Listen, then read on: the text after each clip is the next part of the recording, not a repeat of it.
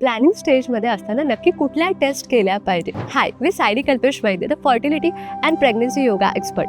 हा प्रश्न माझ्या अनेक स्टुडंट विचारतात, तर त्यासाठी ही खास व्हिडिओ. जर तुम्ही प्लॅनिंग स्टेजमध्ये आहात आणि तुमचं वय 30पेक्षा कमी आहे, तर ॲज पर WHO तुम्ही 1 year without any test unpredicted relationship ठेवलं पाहिजे.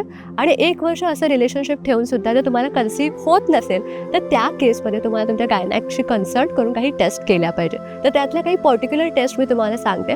सो महिलांसाठी सगळ्यात पहिली टेस्ट म्हणजे आपल्या पेल्विस एरियाची सोनोग्राफी करायची आहे. त्यासोबतच आपल्याला AMH लेवल टेस्ट करायचे आहे. देन सिरम प्रोलॅक्टिन चेक करायचं आहे की ते प्रॉपर आहे का, ह्या सर्व टेस्ट आणि त्यासोबतच तुम्हाला फॉलिक्युलर स्टडी करायची आहे. आणि जर तुम्ही पुरुष असाल तर पुरुषांसाठी काही स्पेसिफिक टेस्ट आहेत. ते म्हणजे सगळ्यात पहिले आपल्याला सीमेन ॲनालिसिस करायचे आहे. आणि जर तुम्हाला ओबेसिटीचा पण त्रास असेल तर त्या केसमध्ये तुम्हाला तुमची ब्लड शुगर लेवल टेस्ट करणं गरजेचं आहे.